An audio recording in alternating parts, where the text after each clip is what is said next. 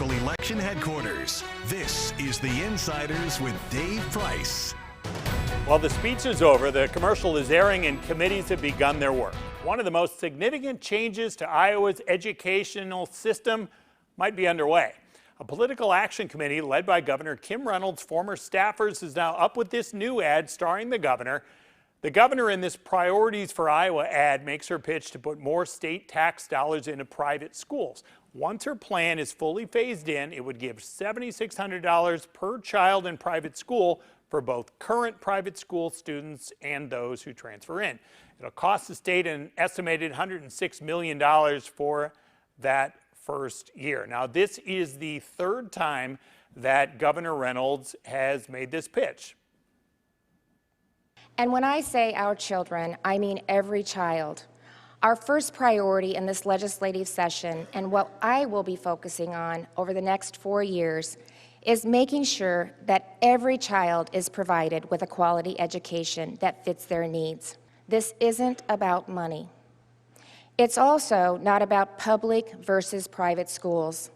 If that's how you want to frame it, if you want to pretend that this is a war between two different school systems, then you're not focused on our children. Now, Democrats who hold only about 1 in 3 legislative seats this year know that they will need help to stop this plan from taking place. I have 26 years teaching. I plan to use those 26 years of experience to talk to people across the aisle and convince them and at least be heard as an educator that the things that are going on in Iowa schools are really good things, and we need to be supported. Educators need to be supported. Public schools need to be supported. We have to mobilize our constituency, because although it seems that entities from outside of Iowa are really pushing these vouchers, when you go door to door and you talk to everyday Iowans are not in favor of vouchers. It is not a widely popular program, especially when you hear people talk from rural counties about keeping their own public schools vibrant. And I think that that is what we have to do. We have to mobilize our constituency. We have to mobilize the people of Iowa, rural people of Iowa. You know, our caucus really needs to do that and make sure that people are being heard, that they are writing letters, that they are writing emails, that they are calling in to the majority party and saying, listen, this isn't what we want. Now, Republican leaders would like to get this through the legislature quickly. There are more Republicans at the State House this year, and remember, the governor had worked to get some Republicans ousted last year who did not back her plan. COVID-19 restrictions seem to have motivated efforts to pass a plan like this one. The school choice movement has built up steam across the nation. I mean, we're not first to this reform, so I think that there's a lot of inertia behind the movement to reform education and provide more choice for students. So there's just a lot of momentum behind the issue. Mike, as you're looking at this debate, what do you make of it? What I make of it is that it's early. What we heard from the governor is what I would argue is a quite radical plan that is significantly more radical than the one that she presented last year. She had trouble with that, at least in one house. So I don't know what's been going on behind the scenes. As somebody who's been around the Capitol for a long time, I know it's built with lots of back rooms, but I just am not convinced that it's going to go through that fast, at least in the House. Now, I may be wrong about that, but this is something that's going to be a very stark change in Iowa, and I think it needs discussion. Last year's discussion wasn't enough, especially when you consider the magnitude of this plan, which is going to be, I've heard estimates of $250 to over $300 million a year. Once it's fully implemented. Once it's fully implemented. And the idea that we're going to be using taxpayer money to send millionaires' kids to private schools when we have so many other needs that are not being met, I think is a real question for this state. What do you make of that, Chris? Because the first couple of years it is income restricted. Third year that limit goes away. Yeah. Well, I think universal means universal, is that every student in Iowa has the same access to education across the board. And we already do this for preschool, we do it for college, and this is just extending that to K-12 education, because not a public K-12 education should be strong and robust in Iowa, but that shouldn't be the only option that's available. So what has changed in the calculus, because you've been part of negotiations in Yeah.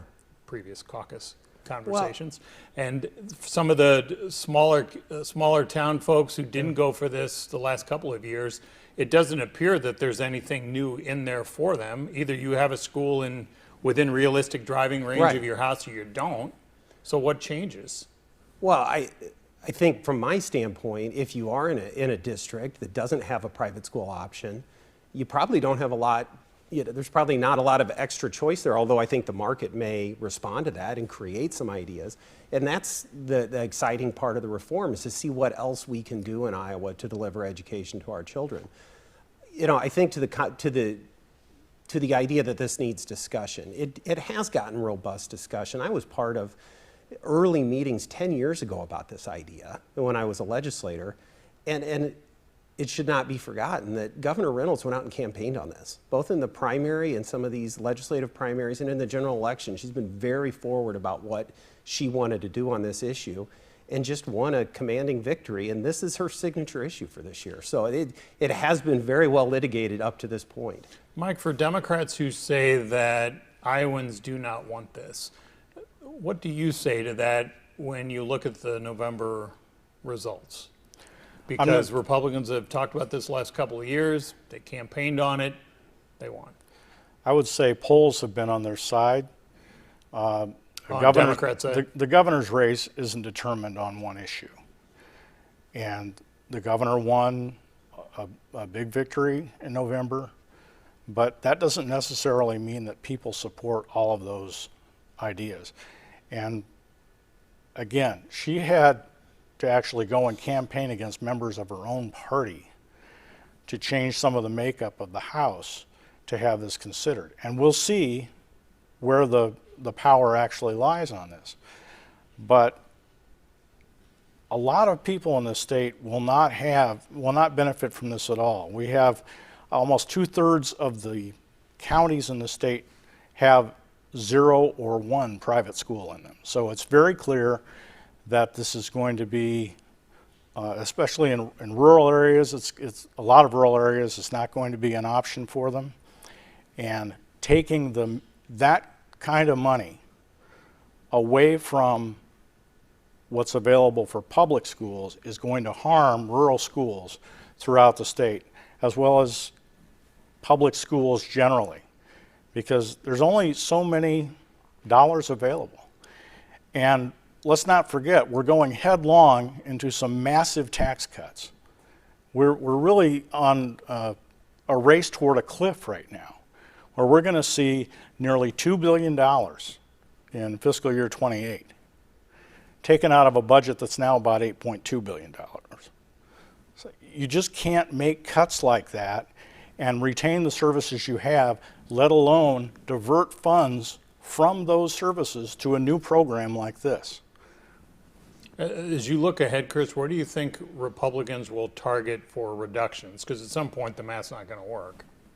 Well, I think the math on the tax bill that was done last year does work. And, talk about what the bill fully implemented takes out of the state budget. We're running, if you look ahead to the closing the books on fiscal year 24, a $2 billion surplus at the end of that year, but plus the amount, yes. And the decline is after that, though, right? Yes, and it would then come together, but we're still talking about, even with current projections of growths in state spending, along with those tax reductions, is that this cash flows. It's not going to be in a situation where you have to cut services to simply meet where our tax bill would land us in the out years. So, and not to mention the taxpayer relief fund that has will have $3 billion in it as well. So the state is an incredibly strong fiscal situation to absorb the tax bill. All right, what could be the next round of tax cuts next?